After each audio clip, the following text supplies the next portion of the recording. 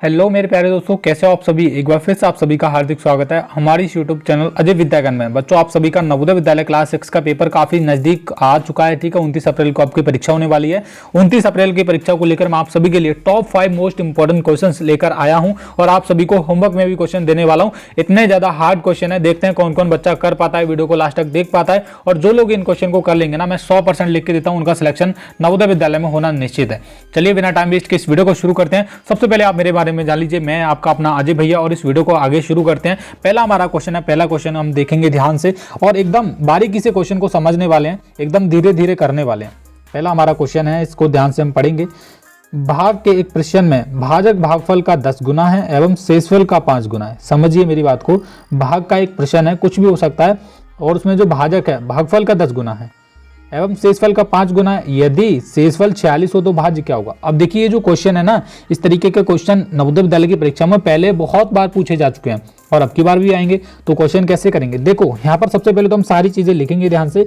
जो भाजक यहाँ पर दे रहे हैं, ये लोग क्या कर रहे हैं, आपके सामने यहाँ पर क्वेश्चन में लिखा है, जो भाजक है वो क्या है, भागफल। अब देखो, भागफल पूरी जगह में आ नहीं पाएगा तो मैं यहाँ भाग लिखूंगा, गुणा 10 लिखूंगा, 10 गुना है ना, इसलिए इस तरीके से लिख सकते हैं। एवं शेषफल का 5 गुना है, यानी कि जो भाजक है वो भागफल का भी 10 गुना है और शेषफल का भी 5 गुना है। तो हम भाजक फिर से लिखेंगे यहाँ पर, भाजक क्या है अब, शेषफल का 5 गुना है। अब देखो हमारा आंसर कैसे निकलेगा, शेषफल का 5 गुना, इस तरीके से लिख सकते हैं।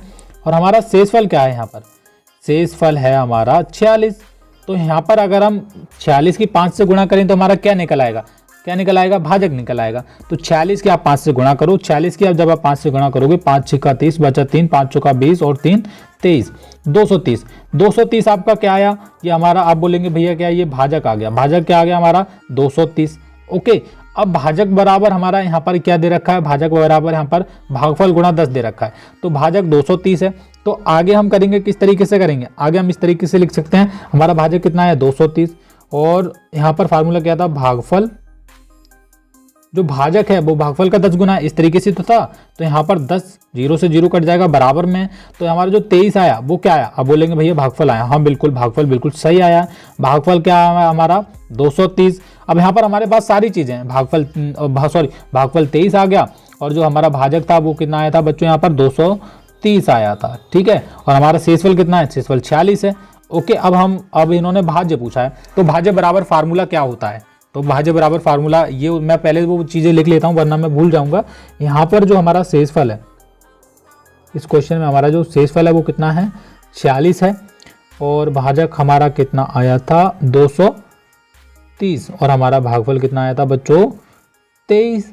ठीक है, यही आया था हमारा फार्मूला क्या होता है। अब भाज्य बराबर फार्मूला होता है हमारा, भाज्य बराबर फार्मूला क्या होता है ये देखेंगे, आप लिखेंगे, होता है भाजक गुणा भागफल प्लस शेषफल। ओके, तो क्या करेंगे हम, ये फार्मूला अब यहाँ पर अप्लाई करेंगे, हमारा भाज्य निकल आएगा।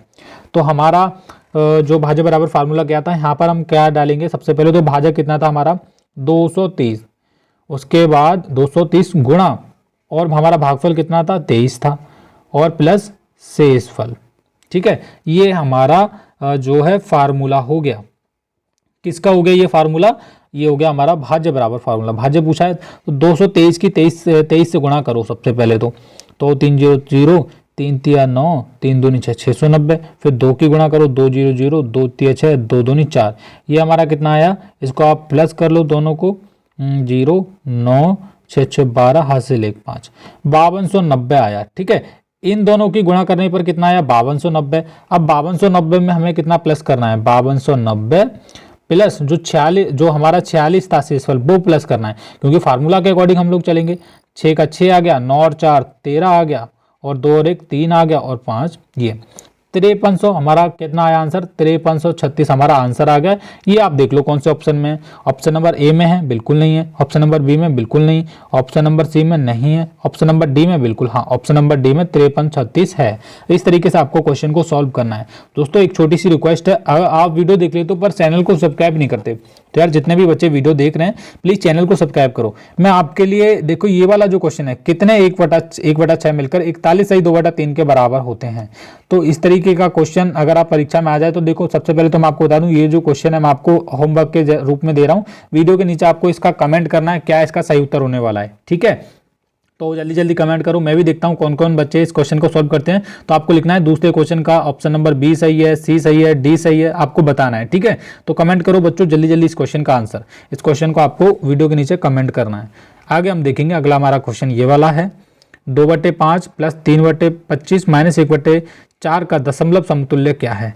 अब जब इस तरीके से कोई क्वेश्चन आ जाए, आपको ध्यान रखना है क्या करेंगे, इनका नीचे वाली जो संख्या होती है 5, 25, 4 का आपको एलसीएम ले लेना है। 5, 25, 4 का आपको एलसीएम लेना है। ठीक है, तो 2 से 2 करेंगे, 2 दूनी 4 और 2 एकम 2।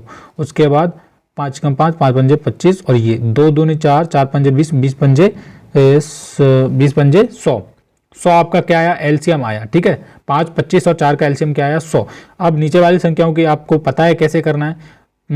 20 पंजे 100 होता है, 20 दूनी 40। ओके, प्लस उसके बाद 25 चौका 100, 4 3 12। अब माइनस का है तो माइनस का, ये देखो आप यहाँ तक तो प्लस का था, अब ये माइनस का आ गया तो हमको माइनस लगाना पड़ेगा। ठीक है, 25 चौका 100, 4 3 12 और 25 अब कितना बार जाएगा, 4 की जब आप 100 से भाग करोगे तो 25 जाएगा और 25 एकम 25, ये आया हमारा। अब 40 और 12 को जोड़ो, 2 52 और 52 में से आप 25 घटा दो और बटे में कितना है 100। 52 में से आप 25 घटाओगे तो कितना आ जाएगा, यहाँ पर 12 कर लो और यहाँ पर 7 बचा, 4 में से 2 गया 2, ये 27/100 कितना है आपका 27/100। तो दशमलव भिन्न में पूछा है, जितने जीरो होते हैं उतने के बाद हम पॉइंट लगा देते हैं। तो यहाँ पर 2 जीरो हैं तो 2 अंक के बाद पॉइंट लगा देंगे, ये आपका आंसर आ जाएगा। कितना आ जाएगा 0.27। तो ये ऑप्शन नंबर सी में दे रखा है, ऑप्शन नंबर सी वाला बिल्कुल सही उत्तर है। ओके बच्चों, चलिए अगले क्वेश्चन पर बढ़ते हैं। अगला क्वेश्चन काफी, दोस्तों वीडियो में आगे बढ़ने से पहले आपको जवाहर नवोदय विद्यालय क्लास 6 2023 के लिए बेस्ट बुक के बारे में बताना चाहूंगा।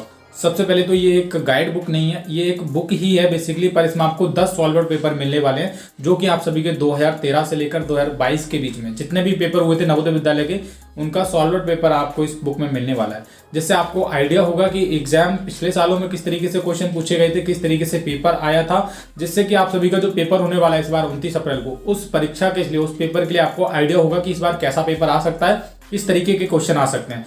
तो पेपर से पहले, जब पेपर से 1-2 महीना पहले बचता है, तो आपको लास्ट टाइम में सॉल्वर पेपर यानी कि पिछले सालों के क्वेश्चन पेपर उठा के देखने चाहिए, ताकि आपको आइडिया हो कि एग्जाम में किस तरीके से क्वेश्चन आने वाले हैं इस बार और किस तरीके से पेपर बनने वाला है। तो यहाँ पर आप सभी को बता दूं, इस बुक में आपको सन 2013 से लेकर सन 2022 तक के सभी सॉल्वर पेपर मिलने वाले हैं। उसी के साथ साथ इस बुक में आपको मानसिक योग्यता, जिसको मेंटल एबिलिटी बोलते हैं, मैथ्स, गणित और हिंदी के क्वेश्चन मिलने वाले हैं। ठीक है, 3 सब्जेक्ट में है। और इस बुक की मीडियम्स की बात करूं तो ये बुक आपको इंग्लिश मीडियम में भी अवेलेबल है, जो इंग्लिश मीडियम में बच्चे तैयारी कर रहे हैं वो इंग्लिश मीडियम में भी परचेस कर सकते हैं, और हिंदी मीडियम में ये बुक अवेलेबल है। सबसे अच्छी इस बुक की बात ये लगी मुझे, ठीक है, क्या है इस बुक की अच्छी बात, इस बुक में आपको ओएमआर शीट भी मिलने वाली है आप सभी की प्रैक्टिस के लिए, जिससे आप सभी की प्रैक्टिस होगी अच्छी और आपको जो ओएमआर शीट भरने का जो प्रैक्टिस है अच्छे से हो जाएगा। तो अगर आप इस बुक को परचेस करना चाहते हो, वीडियो के डिस्क्रिप्शन बॉक्स में इसका डायरेक्ट लिंक मिल जाएगा, जहां से आप जाकर इसको डायरेक्ट ऑनलाइन ऑर्डर कर सकते हो और आपके पास ये बुक आ जाएगी। तो जल्दी जाइए, इस बुक को ऑर्डर कीजिए और आप सभी की नवोदय विद्यालय की तैयारी को और बेहतर बनाइए। Thank you.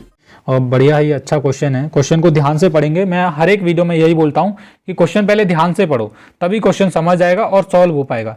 कह रहे हैं यहाँ पर, ये क्वेश्चन देखेंगे, यहाँ पर कह रहे हैं एक ड्रम पानी से 1/3 भरा हुआ है। ओके, 1/3 का मतलब क्या है, यहाँ पर 1/3, एक जो पानी का ड्रम है, टंकी है, 1/3 भरी हुई है। यदि इसको भरने के लिए 60 लीटर और पानी की आवश्यकता है तो ड्रम की धारिता क्या है। अब वो बोल रहे हैं कि 1/3 भरी हुई है, इसको भरने के लिए और 60 लीटर पानी चाहिए, मतलब एक टंकी है 1/3 तो भरी हुई है, अब उसमें 60 लीटर और पानी चाहिए उसको पूरा भरने के लिए।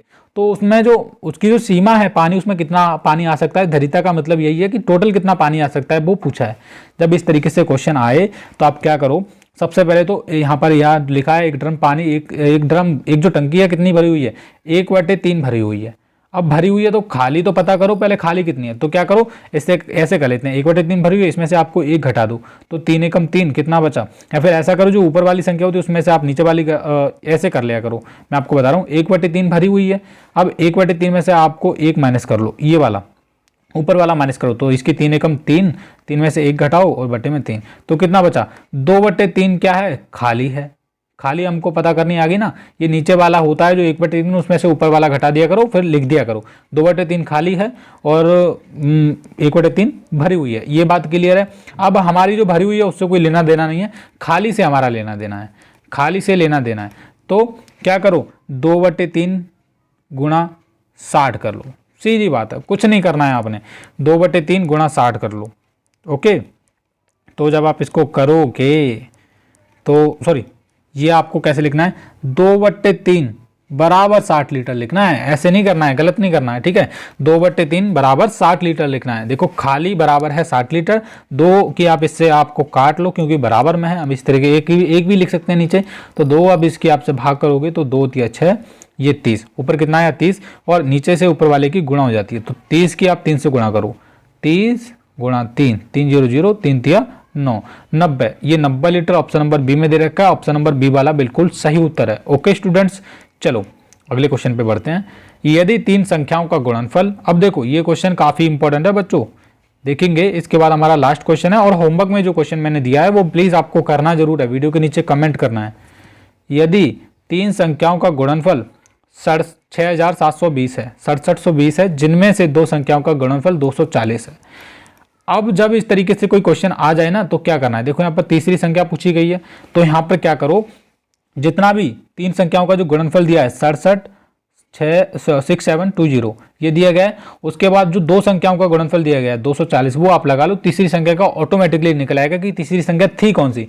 तो आप इसकी भाग कर दो, 0 से हमारा 0 कट गया, उसके बाद 2 से काटो, 2 तिया 6, 2 तिया 6, 2 छिक्के 12, 336, उसके बाद नीचे वाला काटो, 12 दूने 24, फिर 6 से 2 छिक्के 12, और 2 एकम 2, और ये 13 हो गया, 2 छिक्के 12, 2 अट्ठे 16, 168, और ये आप 6 से काट लो, सीधा सीधा 6 से कट जाएगा, और 6 की 168 से आप काटोगे तो 6 दूनी 12, बचा कितना 4 कितना बचा, 6 दूनी 12 बचा 4, तो 6 6 का 36, 6 7 42, 6 8 48, तो कितना आया हमारा आंसर, लास्ट में हमारा 28 आंसर है। हमने क्या किया, देखो यदि 3 संख्याओं का गुणनफल कितना था, 6720 था, ठीक है, जिनमें से 2 संख्याओं का गुणनफल कह रहे थे, यहाँ पर x गुणा y बराबर कितना था, मान लो 240 था, तो ठीक है, तीसरी संख्या पूछ रहे थे कौन सी थी, तो यहाँ पर हमने क्या करना है, इस तरीके के क्वेश्चन में जितना 3 संख्याओं का गुणनफल दिया जाता है ऊपर, और 2 संख्याओं का दिया है वो आप नीचे लिख लो। अब इसके आप इससे भाग कर दो, आपका जो आंसर आएगा लास्ट में 28 आएगा, ठीक है। तो इस तरीके से जो तीसरी संख्या थी हमारी वो कौन सी थी, ऑप्शन नंबर ए में जो दे रखी है 28 आपकी तीसरी संख्या थी। चलिए बच्चों नेक्स्ट क्वेश्चन पर बढ़ते हैं। 13 के प्रथम 7 गुणजों का योग किसके बराबर है। अब देखो ये हमारी इस वीडियो का लास्ट क्वेश्चन है, उससे पहले मैं आपसे छोटी सी रिक्वेस्ट करूंगा बच्चों, अगर आप हमारे इस चैनल पर नए हैं तो प्लीज आप हमारे चैनल के साथ जुड़ जाइए, सब्सक्राइब कर लीजिए, अपने लिए आप सब्सक्राइब कर लीजिए, बाद में अनसब्सक्राइब कर देना जब आप सभी का नवोदय का पेपर अच्छे से हो जाए, आपका सिलेक्शन हो जाए, तब तक के लिए सब्सक्राइब करके रखो बस। ओके, तो यहाँ पर क्वेश्चन है 13 के प्रथम 7 गुणजों का योग किसके निकटतम है। अब देखो निकटतम पूछा गया है ना, तो 13 के प्रथम 7 गुणज यानी कि 13 एकम 13, 13 दूनी 26, ठीक है। तो ये 7 गुणज आपको पता करने हैं। तो 13 का पारा केवल क्या करना है, 7 गुणजों का पूछा है, तो 13 का पारा 7 तक पढ़ लो, और जो भी आ रहा है उनको प्लस कर लो। तो 13 एकम 13, 13 दूनी 26, 13 तिया 39, 13 चौका 52, और 13 पंजे 65, ये कितना 5 तक कर लिया, प्लस 13 छिक्का 78, और 13 सत्ते 91। जब आप इनको जोड़ोगे तो जोड़ने में मैं जोड़ नहीं पाऊंगा, तो आप जोड़ो, और जोड़ने के बाद जो लगभग में मान आएगा वो कितना आएगा मैं आपको बता रहा हूँ। शायद इनको आप जोड़ोगे तो 364 आएगा, और 364 का जो निकटतम मान है वो क्या आएगा, आप 370 लिखेंगे या फिर आप 365 लिखेंगे, वो आपके ऊपर डिसाइड करता है। मुझे कमेंट करो इसका आंसर, मैं आपको इसका आंसर बता दे रहा हूँ। इसका आंसर ऑप्शन नंबर बी होने वाला है। इसका सन्निकटन जो मान है, निकटतम जो मान है वो 65 होगा, क्योंकि ये सबसे ज्यादा निकट 365 के, ना कि 370 के। तो सभी को आप जोड़ लो। प्रथम गुणजों का योग होता है कि आप 13 गुणा 1, 13 की फिर दूसरा, फिर 13 की 3 से, और 13 की 4, जितना बोला गया उतना आप कर लो। 13 गुणा 6, 13 गुणा 7, इनका जितना भी आंसर है उनको आपस में जोड़ लेना। आपस में जोड़ोगे तो कितना आएगा, 364 आएगा। जोड़ के देखो, ऐसे नहीं करना है, जोड़ के देखो 364 आया, और 364 किसके निकटतम है, ये आपका 365 के निकटतम में है। तो बच्चों मेरा वीडियो कैसा लगा, वीडियो अच्छा लगा हो तो वीडियो को लाइक कीजिए, और मैंने जो इस वीडियो में बेस्ट बुक बताई उसको जरूर से आप परचेस कीजिएगा। थैंक यू सो मच इस वीडियो को देखने के लिए। Bye bye.